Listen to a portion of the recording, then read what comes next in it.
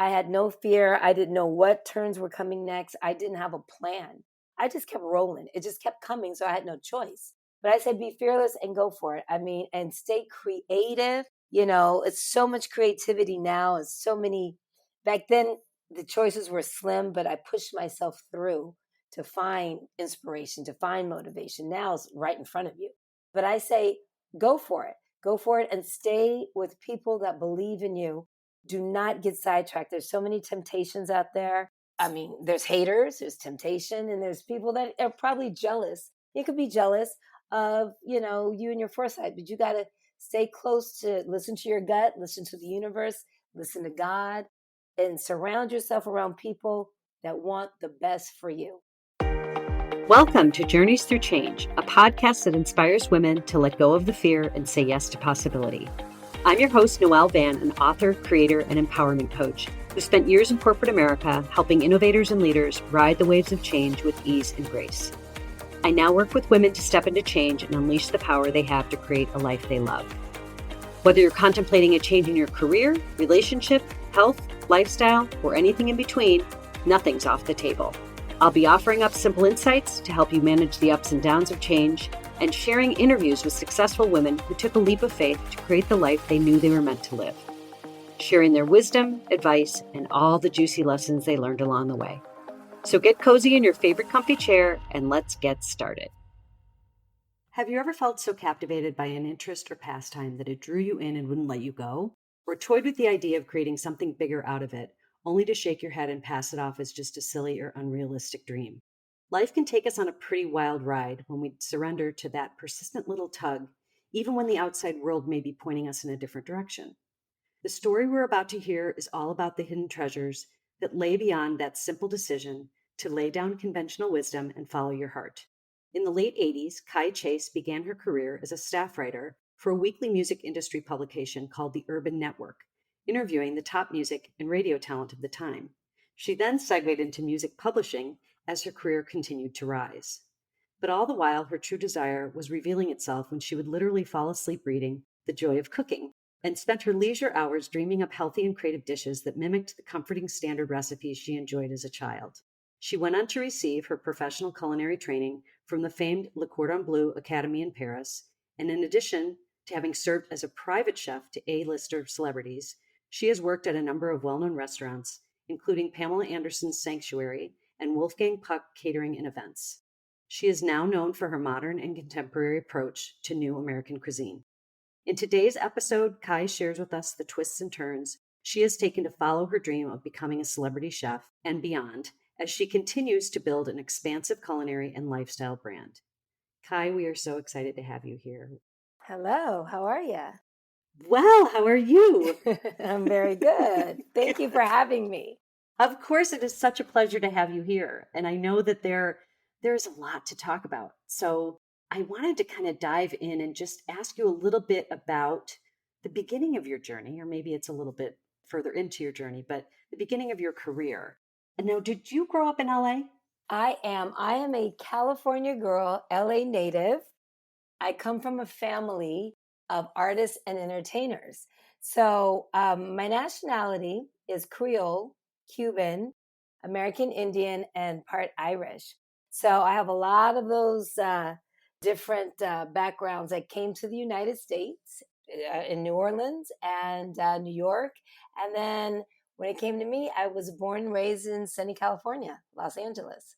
I know that it was in 88 that you became a staff writer, or was that when you became a staff writer in the music industry in LA, or was that a little bit earlier than then? Yeah, I went to Fairfax High School, and Fairfax High School, well, let me just back it up a little bit. Before I lived in that area, the West Hollywood, Beverly Hills area, I grew up in Watts, over by the Watts Tower. And that is not Compton, that is called South Central. So I was very young. My mom was a go-go dancer and a struggling actress. And what she wanted to do was, she was like, got to get my kids up out of this area. Married my stepdad and then moved us to the West Side. Huge jump. My mother started working for Red Fox, the comedian. And that's what moved us, got us that big jump out of that area from poverty to, upper middle class. That's right before the Beverly Center was there. This was in the 70s. So I was privileged to go to really good schools because in the area I lived, it was a mostly predominantly Jewish area and very international, Hungarians, Pakistanians, Jewish. And those were the kids and my best friends I grew up with, and kind of learned how to make different foods and different dishes that way. But I was able to go to great schools, and the school I went to was Fairfax High School. Graduating from Fairfax, I didn't know what I wanted to do. I had no idea. I just know I came from a family of entertainers and I could pick and choose, whatever I wanted to do at the time. So did I want to be a singer? No. Did I want to be an actress? Sure. I had some, I did. I had some of those, play production and drama classes at Fairfax High, but I needed to find my art. And my art wasn't any of those that I was that passionate about. So in 1988, my cousin, JJ Johnson, who was a music director and DJ for K-Day Radio, which they were AM at the time, not FM, he told me about a magazine that was hiring called the Urban Network. And they were the sister publication to the Album Network and the Network 40. The Album Network did rock charts. The other network, they were the pop charts, and Urban was the hip hop, black music, R&B. That was all brand new. And that's how you charted radio, records, back then by hand, no swiping, none of that stuff. So anyway, I got the job there as a receptionist in 1988, and we were just building the company out. God, I had just graduated. So I graduated in 85. I was 17, 18, I was 20. I was 20 when I started working for Urban Network, and I became a staff writer, and I assisted with the urban charts, the top 100 charts, the album charts. And what we would do, we would track radio. We'd call radio stations from around the country, and we get their heavy rotation, medium, and light rotation playlists of how they were playing their records. And that's what formed the charts that you would see in, the trade magazines of old. So yeah, I started in 88 that way. And then I moved myself up to interviewing celebrities, musicians, R&B groups, producers, owners of radio stations, Kathy Hughes, and all those great folks. So program directors, music directors. And that was how I got my foot in the music industry. And I worked there for about 7 years. And that sounds like such a dream job at that age. I mean, that's amazing. Oh, it was so much fun. Oh my God, all the parties and getting to, you got all the demo albums, I mean, I had every CD, 600 CDs because there were demos, there were promos, and you'd have to listen to the song to review and interview somebody. So you got a lot of perks. Yes. At a young age, you're very fearless. You're fearless, you're driven, and you think this is the dream job. And did you? I mean, did you feel like it was a dream job? It was. It was. I started doing that. Then, the company gave me another gig where I was putting compilation CDs together. So I did sales for the magazine as well. And they were called the Urban Jams. So I would call the different record companies, the promotion guys, and okay, who's the new artist that you guys are promoting and putting most of your money into? Let's put them on this compilation CD. They go out with the magazine once a month, and that would go to radio. Those compilation CDs would go to radio stations. So that was really great. And it was a great job. Got a chance to go to all of the conventions. How can I be down convention, Jack the Rapper convention in Atlanta. And it was just a great job. Yeah. I think what happened with me is that wasn't my passion. I thought it was for 7 years. And I can be very honest with you. I just got very... the politics of the music business is what turned me off. And as you get into it and you start doing sales and advertising and writing, you start noticing that. And as you get older, it's like you're not the artist anymore. Now it's a political game. And I'm an artist, and I needed to find that artistry in me. I mean, I know that we're going to go into kind of this shift that you made, but did you have a passion for other things? Like, was there... I know cooking obviously is one of them, but did you have other creative passions side by side with that? Was it just that cooking was something that you had been doing had you been cooking since you were a little kid? Well, my mother, like I had mentioned, my mother worked for Red Fox, and she was just superwoman, Yeah. She would go to work. Red Fox had his production company on La Brea, Red Fox Productions. And she went on the road with Red. Red was always on tour, so always in Las Vegas. So sometimes when she'd come home, she would cook. My mother would cook, and I don't know how she did it. She'd go to work, pick us up from school. She would cook from. I mean, I'm telling you, one night it'd be Japanese. She would dress up like a Japanese geisha. I love that. And she'd have the chopsticks in her hair and the kimono on, and she'd do tempura, and she would do, sukiyaki. And I'm telling you, as a child, my brother and I would just watch this. It would be showtime, or it would be Chinese or Mexican, or we would be ordering from, a Pakistani restaurant. So the kitchen in the house was always the busiest in my household, and my mother would, in order to get into that whole cooking vibe, which is something I still do, we'd always play music. And the music would be loud on an old hi-fi stereo, and she'd have the doors open. We had 3 Great Danes that walked throughout the house. My parents were old, they were older hippies. So, this is how this was. But it would be Led Zeppelin or Rod Stewart or, War. And it would be something loud and just rhythmic so that she could get into that muse of let's cook. So as a child growing up, I would be her sous chef.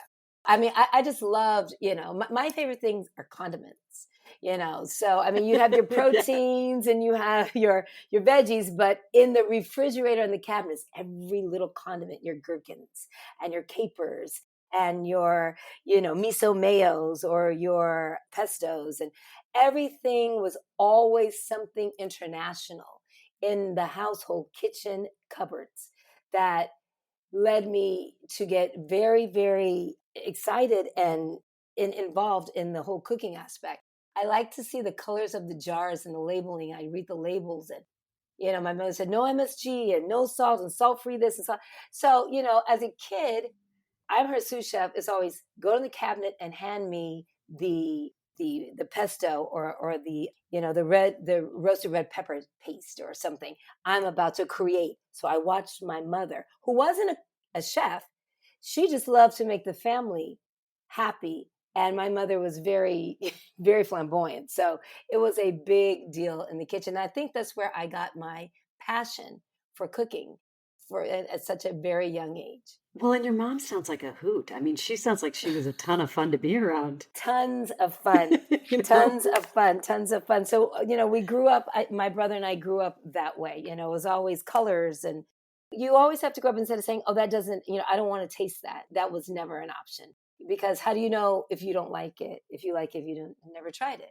Well, and it feels like your kitchen was kind of a place of creativity. Like I come from a very Irish background where my mother was an Irish cook, which meant she didn't cook a lot. When I was in my 20s and I was had a kitchen of my own, I was totally unfamiliar with it. It sounds like with you, it's like the kitchen was the gathering place. It was the place to come together. It was a place for fun and family. It was. It was because it was an open kitchen with the family room. Yeah. So you'd have that hi-fi there and the piano, and there's a tambourines and drums. And it was just a music room, with the TV and the hi-fi and everything we had on and select TV back then. It was just so, those are the cables. So I'm telling you my age, and then it flowed into the dining room, which flowed into the kitchen. It was all one space. So that was always the room where you'd hear the music, and she'd turn the LP over and put the needle on and go back into the kitchen, and we would still create. And not only was it just, very international flair of foods, but in the neighborhood I grew up in, it was an international influence of children that were my friends that I went to school with that were always invited to come over and have dinner. And that I would go to their homes too. And that's how, a lot of my, influential diversity of cooking began growing up in that area in the 70s. But what a great era. That's a great era, especially music. Are you kidding? Oh yeah. That's the place to be. So you're in the music industry. Had you had this calling before? Was it like the cooking bug? Maybe I'm minimizing it too much, but you had that itch. Was it something that you had all along that just started to kind of persist, or were you like, wow, this is interesting, I'm really getting into the joy of cooking? Or It was in me the whole time, and I just never manifested when I was younger. right. Yeah. Because in high school, I was in play production and I was in drama classes, so I was, with all my friends, we were trying to be thespians and all these, Yes, so, yes. so that was that. And then I thought I could sing, and, I was trying to find my artistry. But it was there, but it wasn't showing itself yet. It just wasn't. But I'd come home and play with my mom in the kitchen. I'd be the sous chef, but I wasn't recognizing it. I did not recognize it till it screamed at me 7 years later in a field that I just knew would be easy to get into because it was nepotism, how I got to the field of the music field.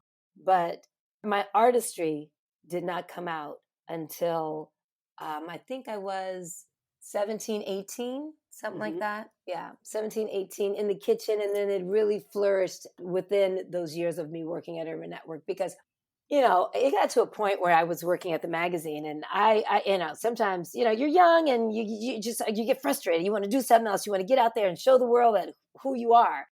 And I was putting myself to sleep, literally reading The Joy of Cooking, that old cook, because that was all that there was. My mom had that. Yes. Yeah. Totally. You and I are roughly around the same age too, by the way, guys. So don't worry about it. I totally know what you're saying. Yes. And that is not something you read. There are no stories in that book. There's nothing but recipes. That's a cookbook. That's a real cookbook. Now, these days, there's, chefs have memoirs where they have recipes in their memoirs and they're telling stories. It's storytelling books. But that was a true to heart cookbook, like a Julia Child, where you have your bread section, your egg section, your meat section, and I'm reading this every night to go to bed. Well, it was putting you well to sleep then. It did. And in my mind, it soothed something in me like, this feels good. This really feels good. So, from time to time, I don't know how that happened, but 3, 4 o'clock in the morning, I found myself getting up making a cheesecake. But this is as I'm walking out of Urban Network. This is how I'm manifesting myself to, I got to go. This is not where I want to be. I want to be right here in this food game. And the food game back then in the early 90s, there was no Food Network. There was nothing. And there was a male-dominated field, truly. I said, this is what I'm doing. And I took my first leap of faith and I quit Urban Network. I walked into my boss's office and I said, I'm giving you my 2 weeks notice.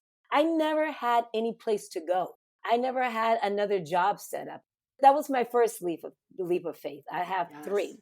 I'll tell you the other 2 as we keep talking, but that was my first one. And I didn't have any place to go, but I had faith in God that this is what I was going to do. And this is my passion, my purpose, and I'm just going to go for it.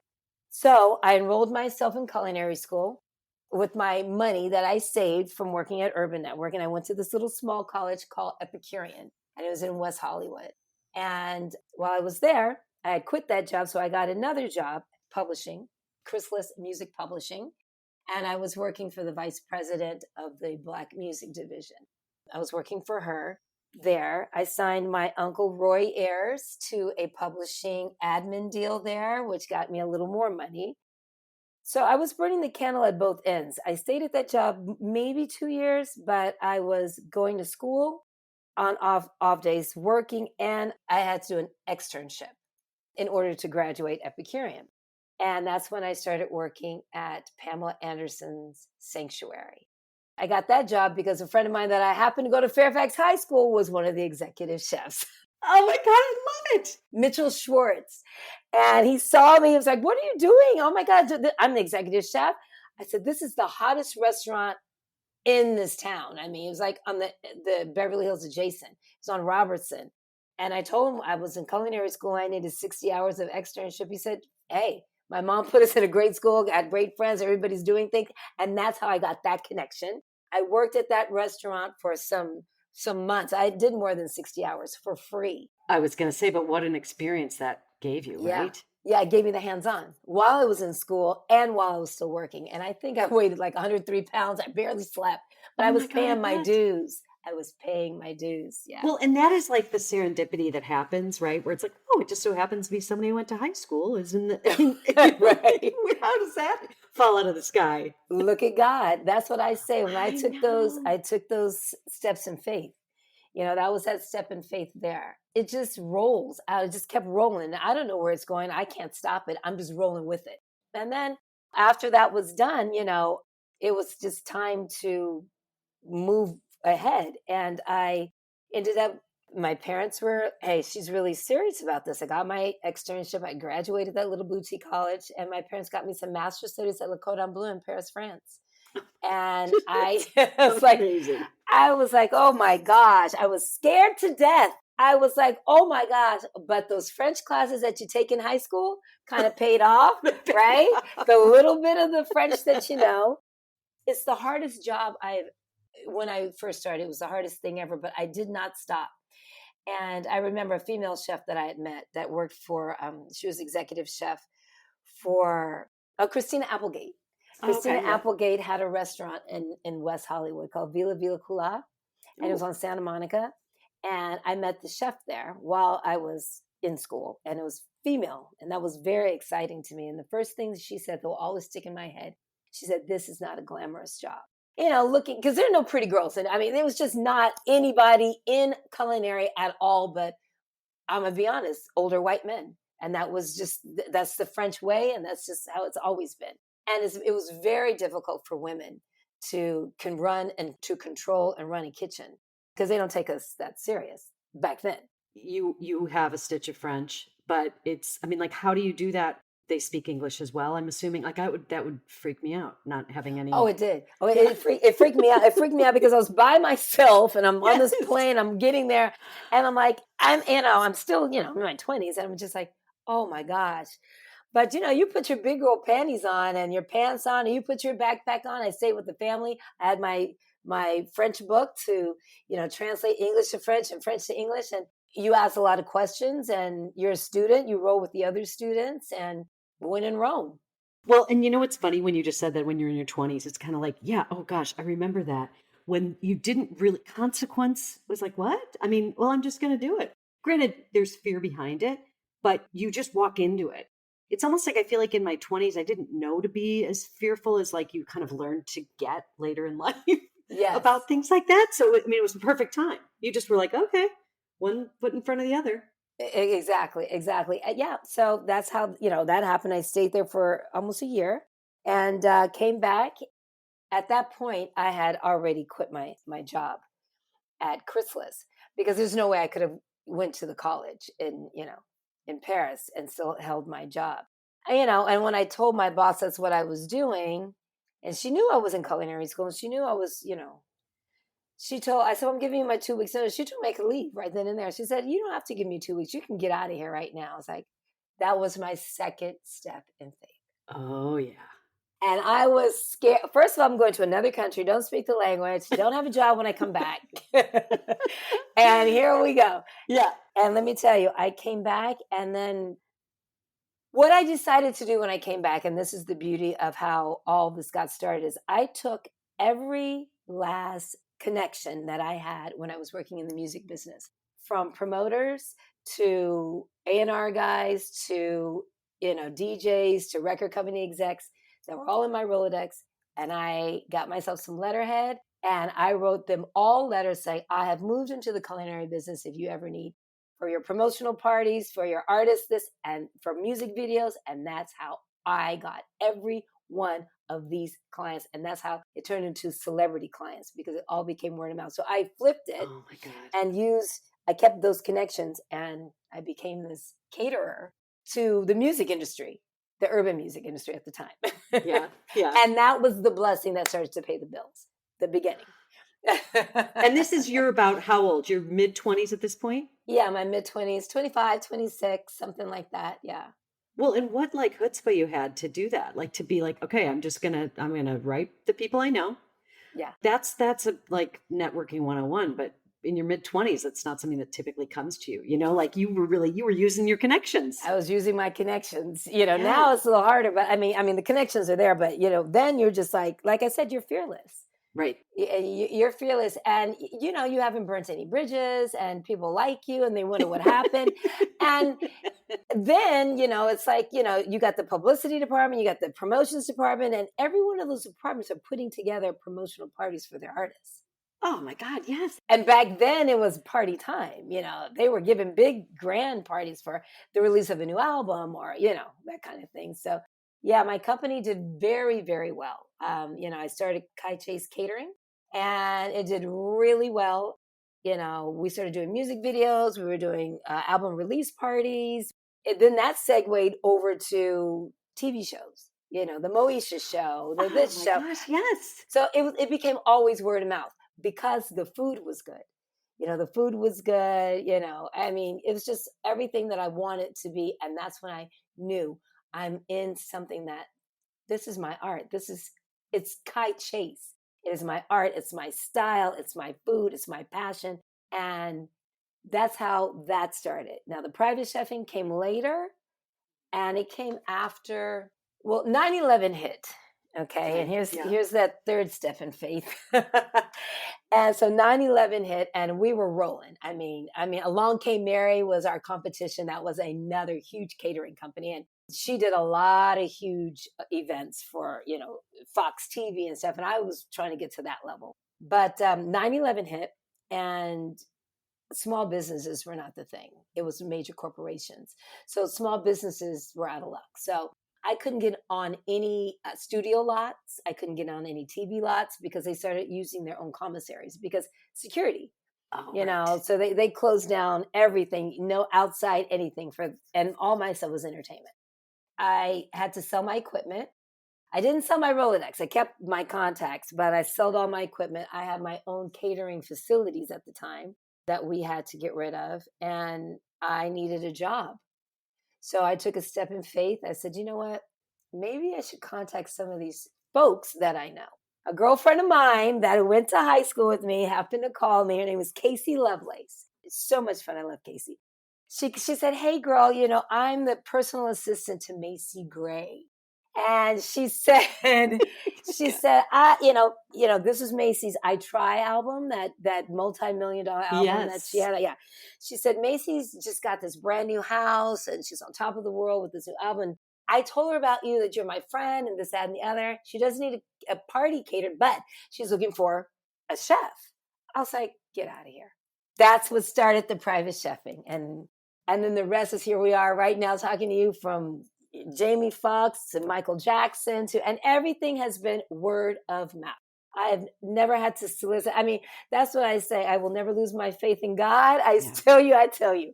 Well, and it's so clearly your calling, right? I mean, it's kind of like you were in the flow since your mid 20s. Like you've been in it. You've been in that golden moment for years now in terms of being able to go from one to the next to the next. Yeah, and sometimes I think I stay in it too long. I mean, sometimes when you're used to the back of the house, you really you know the front of the house because you run a business. But to segue yourself into the front of the house is it's a little scary, because what you know is the back of the house. But Right. that's where I'm segueing myself into now, the front of the house, meaning my spices that we just set out and that kind of stuff. So Now, before we get to that, because that's fascinating to me as well, I love all of this. Becoming a personal chef. Are you there in the home? This is like a totally tactical question, yeah, but oh, I've of course, always wondered this. absolutely. Are Yeah, yeah. you there in the home all day? Like, are you basically like if you're making the 3 meals a day and then is it like a day job? Is it kind of It is. It's a full-time gig. I'm a salary employee. Right now I'm the personal chef to Kevin Hart. I've been his personal chef for 10 years. Now the first 5 years was independent, independent okay? Yeah. contractor for him. But these last 5 years, I've been we travel with the family and you're there Monday through Friday, breakfast, lunch, dinner, snacks, whatever they require. All their private parties, in-house, off-site. That's you are the exec chef of that home. And do you do catering too for them? Like, so if they have a party, do you still have your catering group, or is that no longer right? You just went right into No, that is too. Sometimes okay. a client might want to do off premise. I call it off premise because it's not in their home or on their site of their home. It could be maybe, a lounge that they rented out. I want my chef to come in and execute X, Y, and Z, or, a staycation property or their property in another country or another state. You fly and do that. But yes, I do still have my catering company and we do their extra, the additional or outside events for them. Okay, so but now you are venturing into, so tell us a little bit about the spice company and all that too, because I think this is really cool. At the top of the pandemic in 2020, I decided to launch a product line. And I'm saying that because, you get older and it's just time to use your brand to do other things. So I decided to launch a spice company, which is spices now, but is growing into a line of products. But we started off with three spices, and like everyone else during the pandemic, people were getting very creative in their homes. Mhm. So I had already had spices that I had created, like a blackening rub that I had created working with when I was working with Michael Jackson, that I would take from client to client. Kevin Hart, oh, make me some blackened chicken. I'd use this rub that I had made. And it became so popular and so favorited by them that, Kevin was the main one that said, it's something about that blackening rub I love. And then it finally clicks in my head. You know what? Kai, you should do a spice line. Ding, ding, ding, Duh, why didn't you think of this earlier? But that's how it happens, right? It kind Oh, of comes to you at the ideal, at the right time. yeah, yes, at the right time. So I had three, and I said, let me just start with a three, and I looked online, I did some research to see what other chefs were doing and to see, if this was lucrative. And spices at the time were very lucrative 2 years ago. They still are because they have a longer shelf life. Ah, okay, that makes sense. And so I created it, called it Creations by Kai, because they're my creations that came up with. And called a company a CPG company to do my engineering for it and to get them FDA approved, get the business done the right way. So I came up with three, and they're very uniquely bold flavors. The first one is called Warm Cajun and Chicory. It's a blackening rub, and it is a collaboration or a mixture of Cajun spices, of your smoked paprika and your oregano and your garlic and thyme and those things. But we added some really nice dark roast French coffee and New Orleans Oh, chicory to it. So that flavor is just amazing. When you open the jar, it just pops. yeah. That's one of the favorites. And the other is a five spice habanero and ginger. That's a spice blend that goes really well with Asian food that we do, and pork and stir fries. And then I did a California citrus salt since I am from LA, California. And I love citrus. I love anything citrus, limes, lemons, tangerines, grapefruits. I love those zests. So we blended a few of those zests together with some dried cilantro Hmm. and all the other areas of the garlic and this sea salt and things, and came up with a really nice creation with the California citrus salt. And what would that go on? Would that go like on poultry? Where would you put that? The California citrus salt we've made salad dressings with it. Ah, okay. So it's more sweet. It's a little more herbal with the Oh, okay. zest. So when the dried fruits hit something that's warm or acidy, they bleed, so they open up. So Ah, we've done it with salmon. We've sprinkled it on salmon. And you've got the orange and the lemon in those zests, and they open up onto that fish. So they're really good with fish. Shrimp. We've done some grilled with the shell on, like a lemon pepper, but we put it with the California citrus salt, and we'll baste that with some butter, and we'll hot toss it in a wok so that those flavors stick to that shell. oh, that And sounds it's amazing. so really good. Yeah. Yeah. Yeah. I'm gonna send you a three spice pack. Oh, I would I'm love gonna that. send it. I would, because I'm the Irish girl, so Okay. not a lot of spice in my life. I need more spice in my life. But Kai, okay, so here's a question I have to ask because I would kick myself if I don't ask this. Of celebrities that you have cooked for, what comes to mind as like celebrity favorite dishes? Were there any like ones that come to mind that like you used to always cook for Michael Jackson? Are you know what I mean? Like Oh are there wow. favorites? Yeah. Michael, gosh, God, that was a dark moment in my life, that whole situation, because I was in the house the day that he died. Oh, geez, I'm so sorry Yeah, to hear I that. was that girl that was on the news for about 3 years. Oh, Kai. Yeah, with the Yeah. trials and all that, because people didn't know. They were like, well, there was someone in the house. And when they found out it was the chef, here comes the media for 3 years. But, you finally get out of, that drama and that traumatic experience. I can imagine. But with Michael, I would say he was such a love. He was such a love. I'm going to tell you that he was a Virgo just like me. very generous, very kind, warm-hearted. We were getting ready for the This Is It tour. Yes. So I was hired to be his personal chef, to go on tour. Michael didn't want any more men as chefs in his house. He wanted a woman in the house. He wanted a whole new regime of things.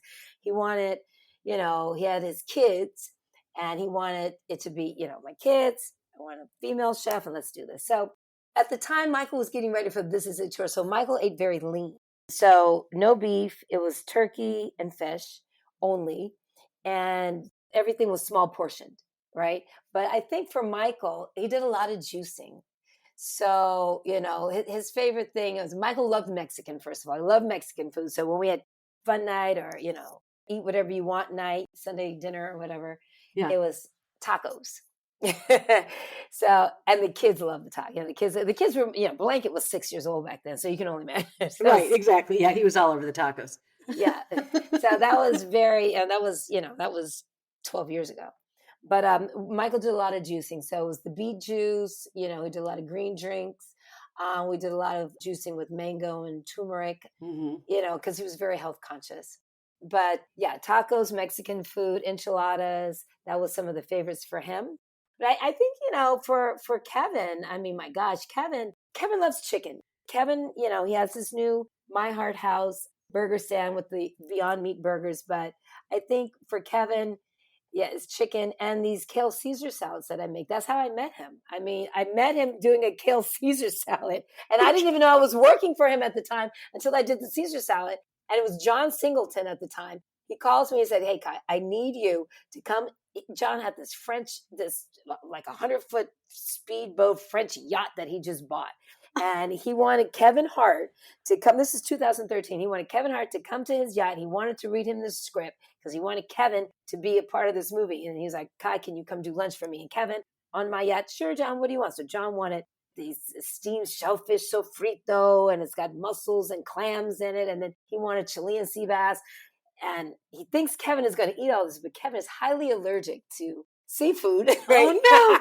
So I said, "I think you should ask him." So he asked, he said, "Kevin is a gym rat. Kevin doesn't want to do anything but Caesar salad, but he doesn't want the classic Caesar dressing with the egg yolk." So at the time I did it with egg whites. Now I know, now I'm doing vegan Caesar dressings for him. But right at the time we did it with egg whites.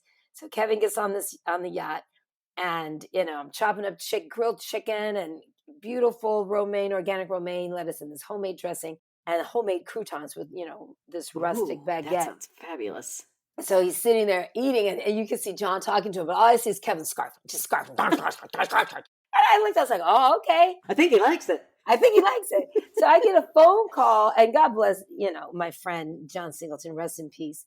I get a phone call from John. He's like, "Hey, Kevin called, and he wants to know, can you cater his Thanksgiving dinner?" And this is Kevin's favorite holidays, Thanksgiving. No pressure there. Right. And this 2013, Kevin was not as big as he is now, and John was like, "Here, I'm going to give him your phone number. He's going to call you." Just like that.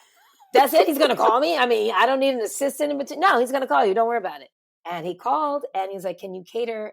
All because of that chicken Caesar salad. And that's how that started. And I've been his chef for 10 years now. But see, you know what that makes me think too is like food is such a connector. I mean, it really is. Mm-hmm. It's the kind of thing it's like a language to people. And so it doesn't surprise me that would be something that would like kind of lead him to, I don't know. And then of course, the second thing I think is like, wow, that would be so great to be able to just ask somebody to whip something up for you any time of the day. Isn't that the beauty of having a chef? Yes. That is. I mean, if I had a chef, I certainly would. Yes. Well, yeah. I always think whenever I think of like people that have private chefs, when you're even saying with Michael Jackson, he does a lot of juicing. I kept thinking I'd be doing a lot of juicing too, because I wouldn't even know how to do all that stuff. But if I said to somebody, "Hey, can you make me whip up that green goddess for me?" You'd be surprised. A lot of the folks that I've been private chef to, people think that celebrities really eat different. Like, oh, if I had a chef, I'd be having steak and lobster every night. I'd be having caviar. It is such the opposite. They are not that way. You're cooking in someone's home. They eat regular. I mean, sometimes they want a burger. Sometimes they want just some homemade guacamole, homemade chips. It's not like I mean, I don't know how the royals eat, but the folks that I've worked for and these celebrities, and a lot of these times, these celebrities, they're on camera.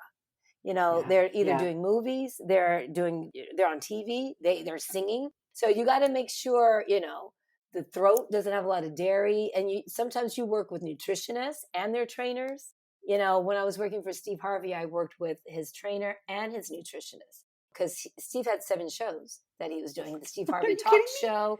Yeah. So he had to speak constantly. So I had to pay attention to what went in his mouth, me? and he's on TV and he's on stage from 8 in the morning to 11 o'clock at night, on film days. So you got to keep their energy up Yeah. when they're under those lights and they're on stage and it's a full audience. They take breaks and then you have nuts and you're standing in the wings with, here's some almonds because you're still on a diet because they Yeah. still have to maintain a look and a presence in front of a camera. Here's spa water. Here's, water that takes out inflammation. Here's turmeric pills. I mean, that's you behind the scenes. But then when they eat dinner, you still have to make sure there's no nightshades. There's no bloating there. It depends on the particular. Like Michael was that way. Steve Harvey was that way. Kevin's a little that way. But at home, no. I think, Kevin's more thing is he's not at home. I'm not on the road with him as I was with the others. So with the family, yes.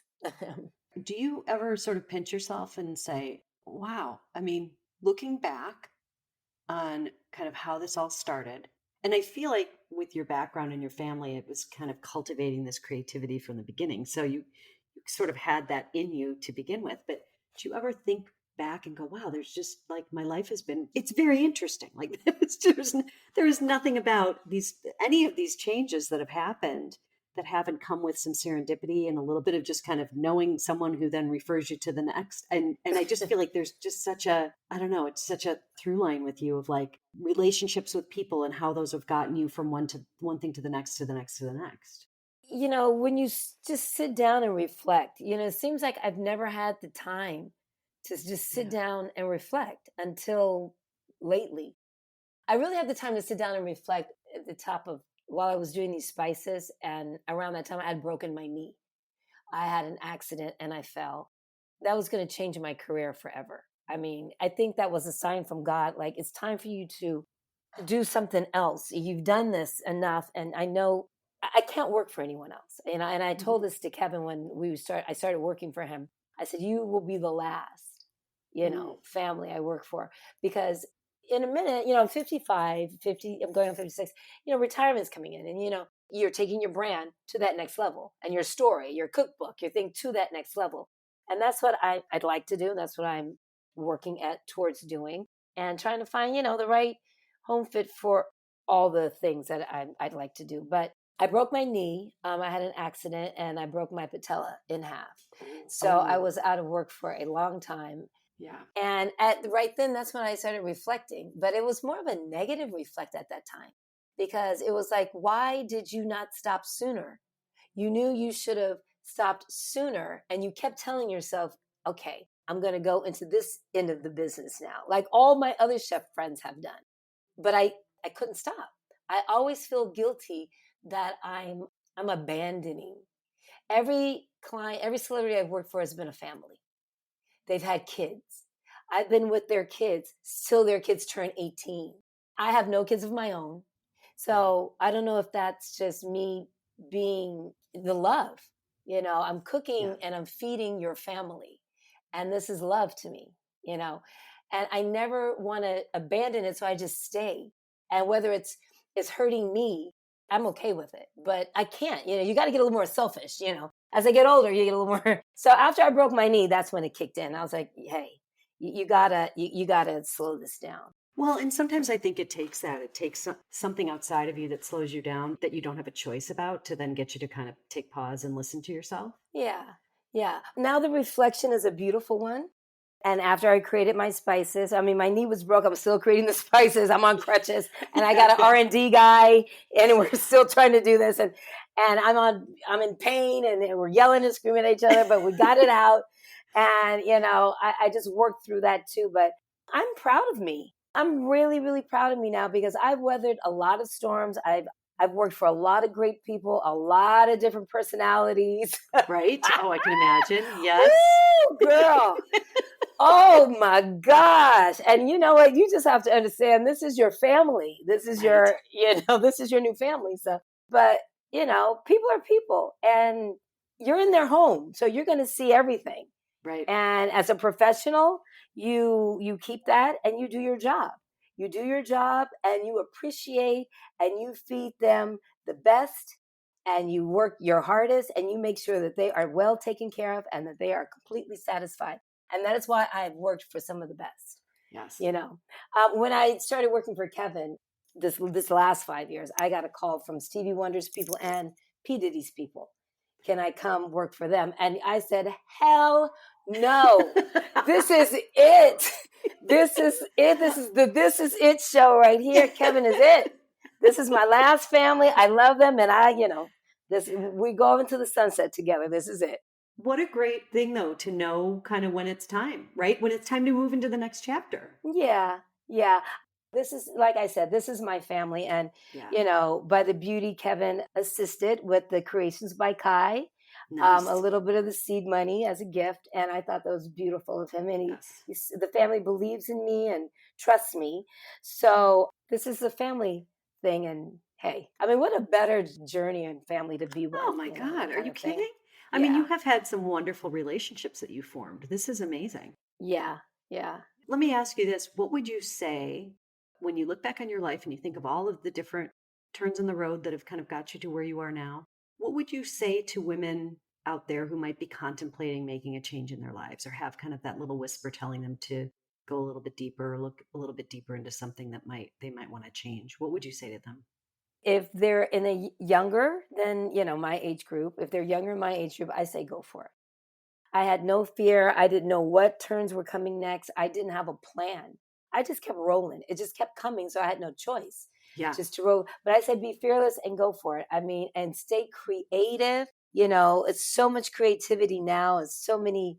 Back then, the choices were slim, but I pushed myself through to find inspiration, to find motivation. Now it's right in front of you. But I say, go for it. Go for it and stay with people that believe in you. Do not get sidetracked. There's so many temptations out there. And it's there's haters, there's temptation, and there's people that are probably jealous. They could be jealous of, you and your foresight, but you got to stay close to listen to your gut, listen to the universe, listen to God, and surround yourself around people that want the best for you. That's the only way you'll stay there. Now, if you're a little older like me and, you're in a job that's not fulfilling, I would always say go for it, but know when your limits are, because, starting something and doing my journey that I did at 50, that was a 24-year journey. You have family and stuff, but just get into what you love to do. If it's cooking, if it's meal prepping, if it's being a sculptress, or have fun with it. Martha Stewart was on the cover of Sports Illustrated. Hello. I am so. Oh, where is she not though? Where is she not? Just that gave me inspiration to keep going. I was like, yes, it certainly did. I saw that the other day and I was like, you better go, Miss Girl. So for women of my age group, go for it. Wear your colors, stretch your stuff. Let people see you shine bright.